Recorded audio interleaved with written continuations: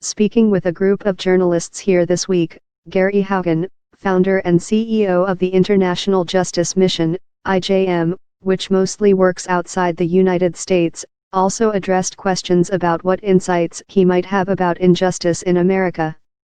Haugen avoided commenting directly on issues of racial injustice, or on the question of why white evangelical Christians have been stalwart supporters of President Trump, who rose to power by demonizing immigrants. But Haugen stood by his assertion years ago, before the rise of Trump, that there is a sea change among evangelicals as it relates to issues of injustice. However, he qualified that much of this change is not yet being seen among older white evangelicals. In particular, Haugen pinpointed the world of conservative philanthropy, which intersects closely with nonprofit and aid work. The tension, he intimated, is between a money sector in evangelicalism dominated by wealthy individuals who skew older and much more conservative in their politics, and an activist sector that is younger and far more progressive in its worldview. Among aid and reform groups like his, if you aren't actually talking about justice, you're probably not credible, Haugen said at the Faith Angle Forum, a conference sponsored by the Ethics and Public Policy Center. But those folks do not hold the money and the power in that church community right now, he said. But in 15 years they will. I think you will see a different phenomenon. Haugen, 56, worked early in his career for Bishop Desmond Tutu's National Initiative for Reconciliation in South Africa, then directed the United Nations investigation into the Rwandan genocide, and also investigated police abuse cases for the Justice Department in the 1990s during Bill Clinton's presidency. He started IJM in 1997, and the group has grown now to have an endowment of around $50 million. Speaking at the same event, columnist Michael Gerson, a former speechwriter for President George W. Bush, said Haugen was the kind of Christian who makes the term evangelical worth fighting for.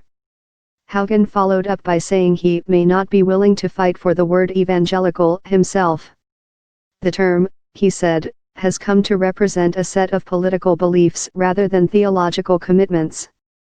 But speaking to journalists, Haugen argued that conservative Christians' focus on the kind of international aid work his group does is not at odds with an emphasis on injustice in the United States. It's possible, he said, to care about fighting sex trafficking in third world countries without it distracting from the problem of mass incarceration or police brutality here in the U.S.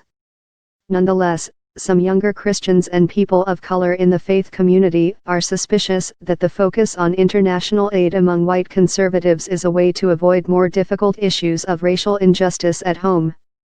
She spoke passionately about the work of IJM confronting perpetrators of police brutality in Kenya. The audience made tearful commitments to partner in her work. Tears I knew did not extend to black victims of police brutality in this nation, Rowe wrote. Rowe went on to describe her observations of a hostile reaction from some white attendees to a different speaker, Ekmana Yuwen, a prominent author and speaker. Yuwen criticized the idea of whiteness as rooted in plunder, theft, enslavement of Africans, and the genocide of Native Americans. Whiteness is a power structure. The thing for white women to do here is divest from whiteness, Yuwen said, according to Rowe's account. She described seeing some white attendees walking out as Yuwen spoke.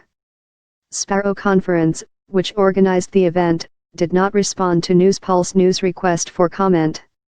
Haugen acknowledged that white evangelicals' interest in international aid may not always translate into a commitment to fighting poverty and injustice in their own neighborhoods. How it actually works out in your community, the overwhelming problem is going to be what your fears are, he said. These lids always tend to get put back on because people get scared of things.